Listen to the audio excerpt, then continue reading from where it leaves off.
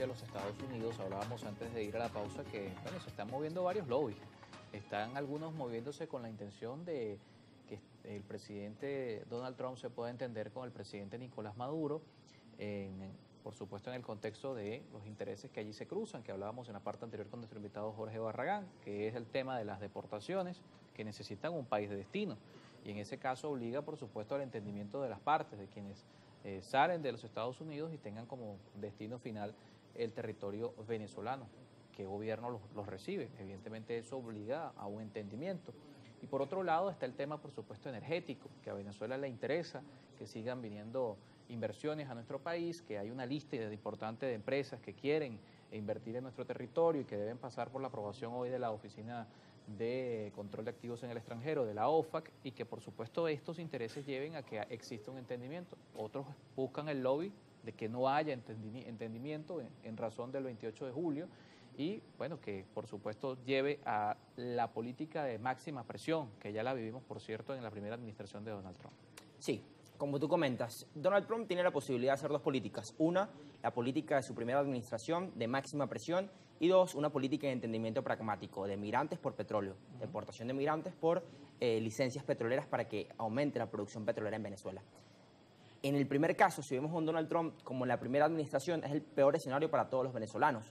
¿Por qué? Porque si él quita las licencias petroleras que hoy están operando en Venezuela, como es la licencia de Chevron, básicamente afectaría la economía del país, afectaría, en este caso, el bolsillo de muchas personas, de la familia venezolana, y realmente no conseguiría el objetivo de un cambio político, porque esa política de máxima presión fracasó en su primer momento y no generó un cambio político. Todo lo contrario, benefició, en este caso, a la élite gobernante y atrincheró a las personas que se encuentran en el poder. Y eso es lo que ocurriría si en este caso se repite una política de máxima presión. Y otra cosa que también generaría esta política es que aumente el flujo de migrantes tanto para Colombia como para Brasil y en este caso para la frontera sur de los Estados Unidos. Si otra vez vuelven las sanciones a la industria petrolera y quitan las licencias para Chevron, sería contraproducente para la misma política que está promoviendo Donald Trump de deportación de migrantes y de búsqueda de detener el flujo de migrantes que pasen indocumentados, ilegalmente, en este caso a Estados Unidos. Entonces, sería un poco incoherente que él vaya hacia esa política.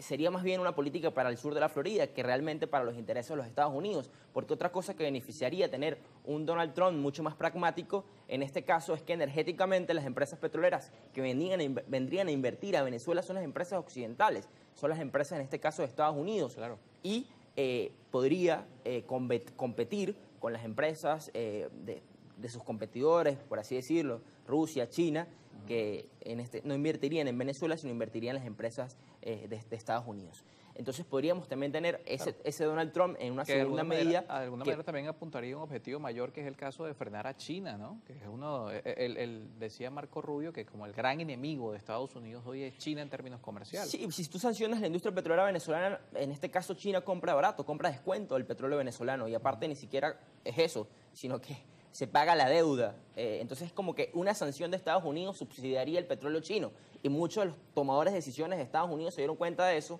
que la política de máxima presión no funcionó porque no generó un cambio político, todo lo contrario, y en este caso estoy beneficiando indirectamente a mi rival geopolíticamente, que es China, que le está dando el petróleo subsidiado venezolano, un petróleo de descuento.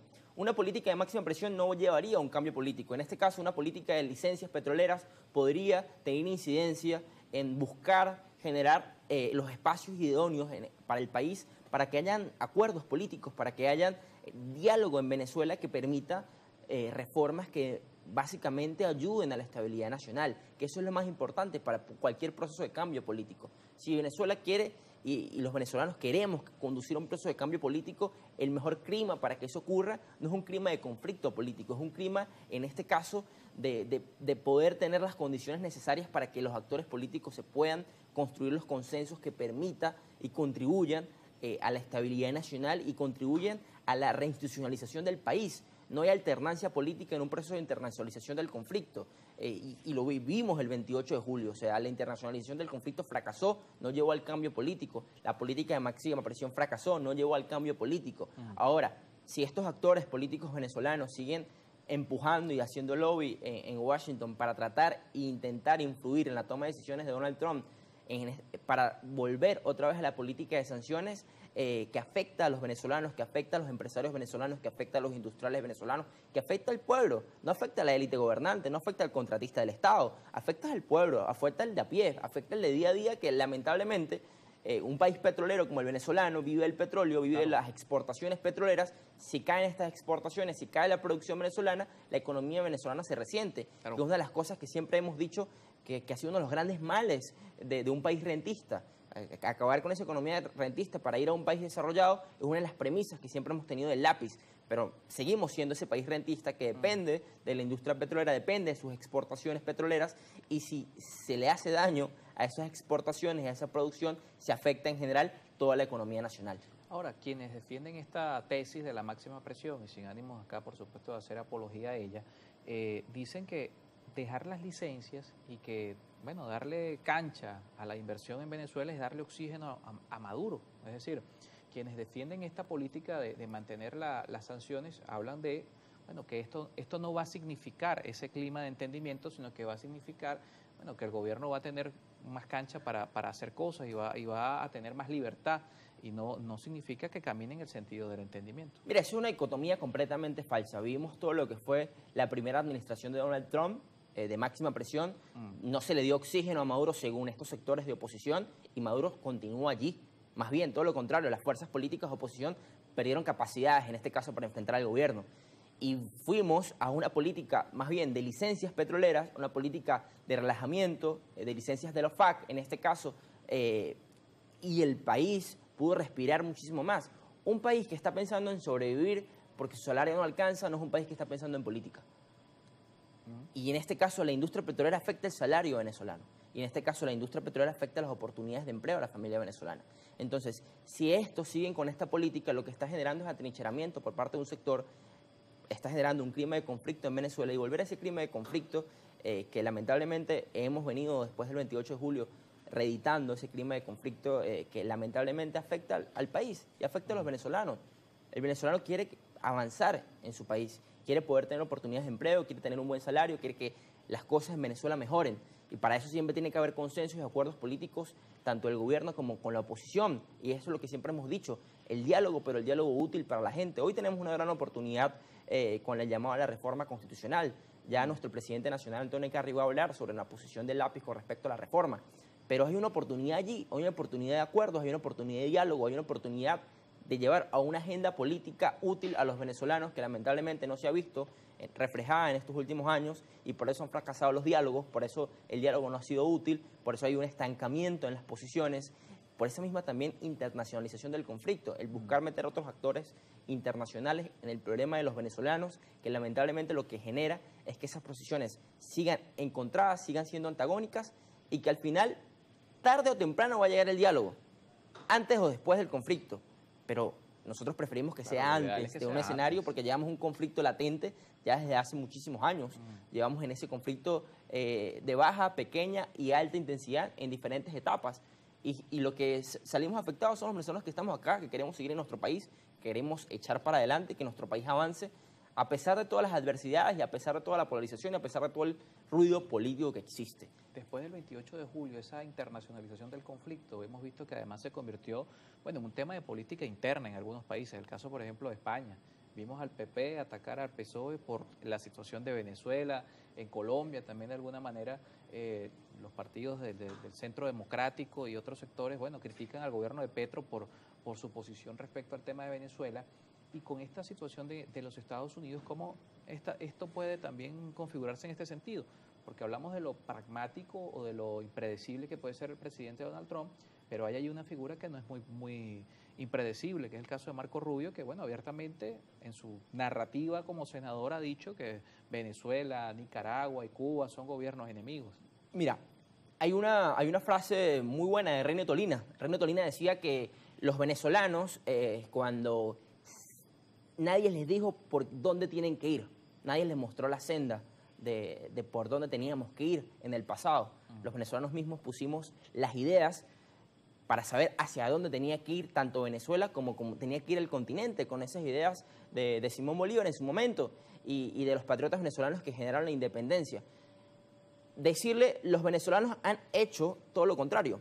muchos han buscado que otros países digan por dónde tenemos que ir y cómo tenemos que resolver nuestros problemas, ¿no? Y eso ha sido lamentable porque lo que ha pasado es que en esos países se utiliza el tema venezolano no por un interés real de que ocurra un cambio, no por un interés real de que Venezuela vaya hacia el desarrollo, que las cosas mejoren, que las cosas vayan bien, sino todo lo contrario. El interés es un interés electorero, es la instrumentalización del tema venezolano para que un partido de oposición en un país dado pueda ganar votos, pueda ganar prensa en este caso, o un partido de gobierno pueda ganar prensa en este caso, porque Gabriel Boric, el presidente de Chile, no habla del tema venezolano porque le interese que haya un cambio político en Venezuela. Gabriel Boric habla del tema venezolano porque tiene que subir en las encuestas, que va muy mal. Y también pasa en Colombia con respecto a partidos de oposición utilizando el tema venezolano para su interés. Claro. Cuando estuvo el presidente Duque en Colombia, se cerró la frontera. ¿A quién afectó? Afectó a las personas del norte de Santander y afectó a las personas del Táchira. Claro. Y Que lo quieren recordaba el presidente Gustavo volver a Petro. reeditar esa política que fracasó, no lleva un cambio político, pero sí afectó a la gente. Eso es lo que quiero darle a entender a los venezolanos, es que hay políticas que son fracasadas, que ya hemos visto que hemos transitado por allí y no han llevado ningún resultado para el cambio político que todos soñamos, que todos queremos, que todos anhelamos y que no se ha dado. Pero por ahí no es el camino. Ese camino es completamente contrario realmente al interés nacional y al interés de los venezolanos que estamos acá. El caso de España o el caso mismo de Estados Unidos. Hay unos políticos que no le interesa el tema venezolano. Le interesa el tema para la Florida, porque ahí está el exilio cubano, porque ahí está el exilio venezolano, y Claro. saben que eso genera votos, genera intereses, genera prensa, pero realmente Claro, no genera beneficia, no beneficia al país, no lleva a un proceso de cambio político y no ayuda a que realmente busquemos las mejores condiciones para que los actores nacionales puedan buscar los consensos necesarios para que haya esa alternancia política, para que haya ese cambio y ese deseo de los venezolanos de que las cosas vayan mejor, vayan bien y nos podamos quedar acá sin necesidad de estar siendo migrantes y pasando trabajo en los países en América Latina y en el mundo. Bien, vamos a cerrar ya la entrevista con nuestro invitado. Algunos mensajes por acá. El doctor Luis Loyo nos escribía a través de Telegram. Pregúntele a su invitado en qué se basa para decir que Trump será pragmático con respecto a Venezuela. Feliz inicio de semana. Bueno, el caso es el enviado especial, Richard Grenell. Lo pueden buscar. Fue el primer embajador nombrado por Donald Trump hacia la Unión Europea, en Alemania, en su primera administración. Richard Grenell no ha hablado sobre el tema venezolano. Ese es el principal actor en la toma de decisiones hacia el país. No se ha reunido con ningún actor de oposición.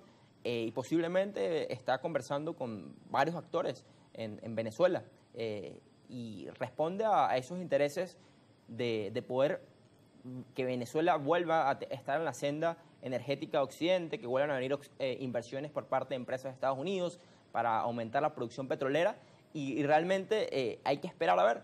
Podemos tener el caso de una primera administración que fracasó, no llevó a un proceso de cambio, o podemos tener en segundo caso una posición de un Donald Trump pragmático para poder deportar migrantes a Venezuela y en este caso para dar licencias y otorgar licencias en el término petrolero. José Hernández por acá, con esto nos vamos. Nos dice buenos días. Hay diversos comentarios sobre el estatus de Chevron. Esa empresa continuará exportando petróleo ampliando su radio de acción. ¿Por qué no se le habla claro al país? También por acá Luis Guerra dice que si cree que Trump va a dialogar con el presidente Maduro, ¿cuál es su opinión respecto a esto? La mala política aplicada del gobierno de Venezuela nos lleva a la crisis que afecta al de a pie. Mientras estén en el poder, lamentablemente no habrá salarios ni pensiones dignas. Llevan más de 20 diálogos y no se respetan, lo dice Mike Wolf. Nos vamos. Lamentablemente se nos acabó el tiempo allí para las preguntas. Gracias por acompañarnos esta mañana. Jorge Barragán, portavoz de Asuntos Internacionales de